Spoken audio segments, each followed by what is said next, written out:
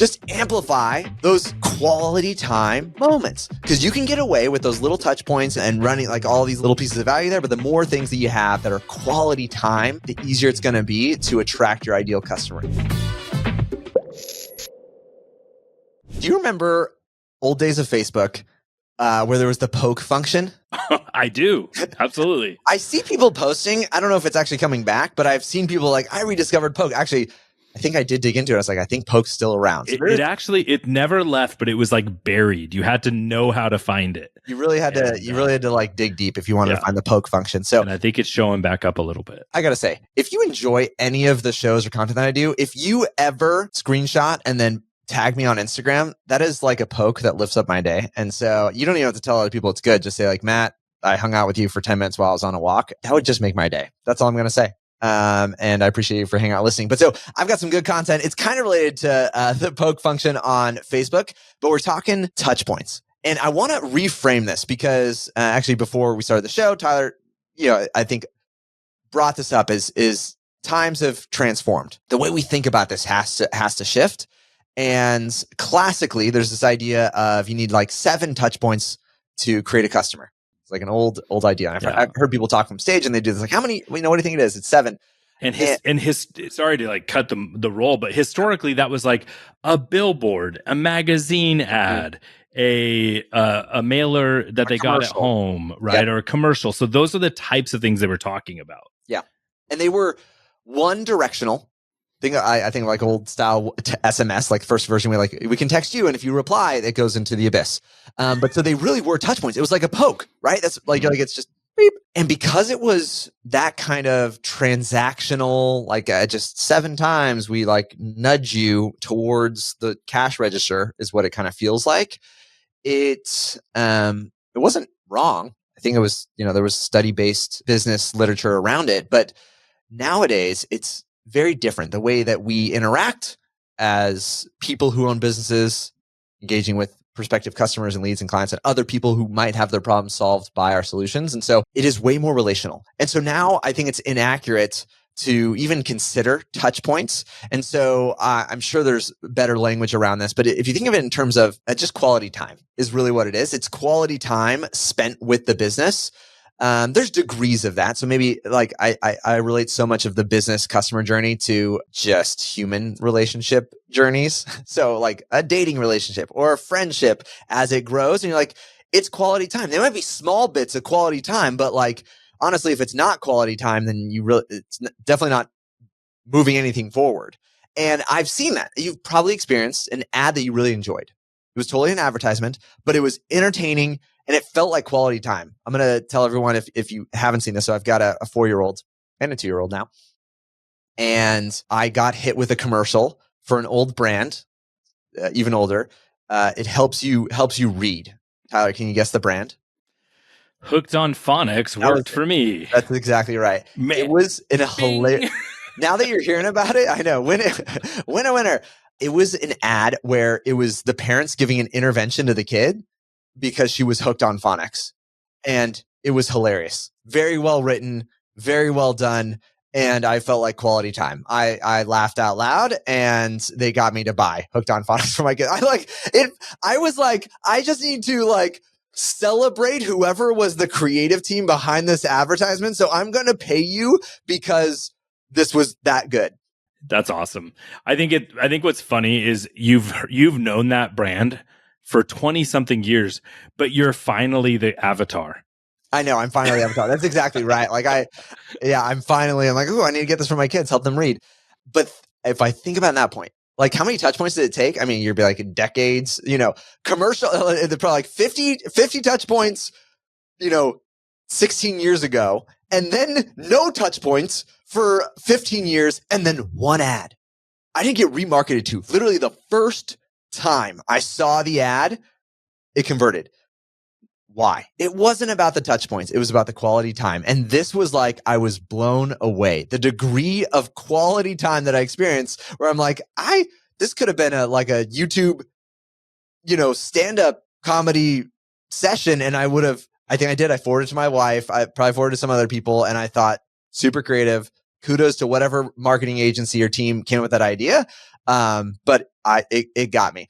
And I think for our own businesses, that's what we need to think about. It's not about touch points. It's about quality time. And so a couple of things to consider here. When we think about quality time, you got two metrics. You've got, in essence, there's quantity of the time. How much time are they engaging? And then to what degree? How quality does that time feel? And so as we think about this, I will say there's an unfair advantage to people who figure out marketing via video or some mid to long form of content. I would argue right now, if you're hanging out, you've been with us this far, especially if you're here with me on YouTube, that you felt like this was quality time. Like that was a good story, a good example. It's already sparking ideas for you. Like, how could I do this in my own business? And I love the phrase, if it works on you, it'll work for you. Right. If you're experiencing video right now, if you're like, man, this felt quality, it'll work for you. There's an unfair advantage that people are willing to do video, because what happens is we are already like culturally predisposed to this like time suck that happens in video, where you're like, ooh, wow, this, like, you suspend reality so much easier when those senses are activated. When I've got the visuals, I actually think it's related to our sensory capacity for empathy. This is as close to like in person and as you can get is video. You can see my context, you can hear my voice, you can see my mannerisms, and so it's very easy to feel like, man, time just goes. And whether it's quality or not, hopefully I'm doing my best here, but think about that for your own business. If you're not using video, man, this becomes so much harder. Now you can do it, and I think it's good to have a variety of different mechanisms there. But I recall from my wife when we were dating, I was horrible at texting. I'm still not probably the best at like written. I'm not the best at communication when I'm not in person, like with someone in general. For those of us that know Matt, it's just all I can do is smile. It's very true. But it is. I'll tell this story. This will be a good one. So while we were dating, we weren't dating yet. Actually, we were friends leading up to dating. Like there's very much so, like interest and pressure there. And quick story. I guess this is a worthwhile story. My wife and I met, and I was living in a tent, and I had a beard probably 7 or 8 inches long, and I was intentionally looking homeless. Like I just straight up looked homeless. That was my thing. And she got to know me. I got to know her too, but I was not like, it's the classic, like you write off, I'm done with women, I'm going to go live in the hills and grow a big beard. And it's in that moment when I meet my wife. So it's I don't know if that's whatever. It was true for us. So she asked me out first to her. She pledging, whatever. She joined a sorority. She asked me into like it was a Pi-Fi date night. And I was like, she asked me out and I look like a homeless man. Like, wow. So that like caught my attention. So I shaved and put in some tried to be more presentable. But before Thanksgiving, we had a amazing, honestly, it was like friend hangout with a ton of sexual tension. And it was the kind of like moment where it's like, I could have kissed her, but I was like, I'm going to take it slow. Like I was the one pulling back, wanting to go slow, probably because, like you constantly like bounce back and forth. And like the previous girl went too fast and then it broke my heart, kind of a thing. Right. So whatever had happened there. And so I was going slow, tons of tension, felt like it was like very good. I'm driving down to San Diego. Like I leave and she had this experience where she meant to text her mom. She texted me. Right. With like this, like, oh my God, I was like super excited about what had just happened. Very embarrassing for her. Felt super good for me. I was like, oh wow. And I think I, texted a little bit, but then I went the entire week and texted her not at all. Because you were texting her mom.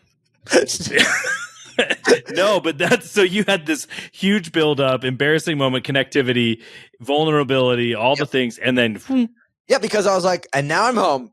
Yeah, so I'm now in this state, dealing with this moment. And it wasn't like I'd forgotten about her, but I'm like the kind of person where like I'll leave my phone. Like I don't feel the need to like always have, especially when I'm at home, I'm like, it actually helps me to be more present where I'm at, to not have those things.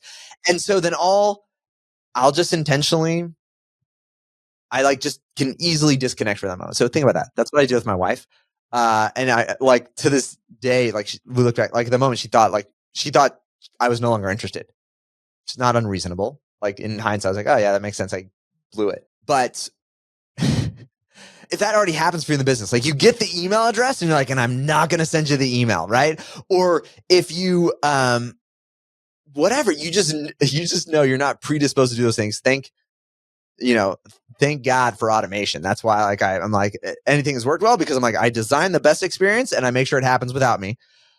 But then just amplify those quality time moments, because you can get away with those little touch points and doing and running like all these little pieces of value there. But the more things that you have that are quality time, the easier it's going to be to attract your ideal customer in. And so I just think it's a good reframe when we think about. So the summary, like we want to, don't be like Matt in the tent who ghosts your future bride. Yeah, don't do Instead, think about how you can create more quality time with your ideal customers, because it's almost like instead of trying to have 7 touch points, right? We want to have like hug points now, right? We want to have greater intimacy, more connectivity, because people sign up sometimes by watching one video or enroll or buy or sign up.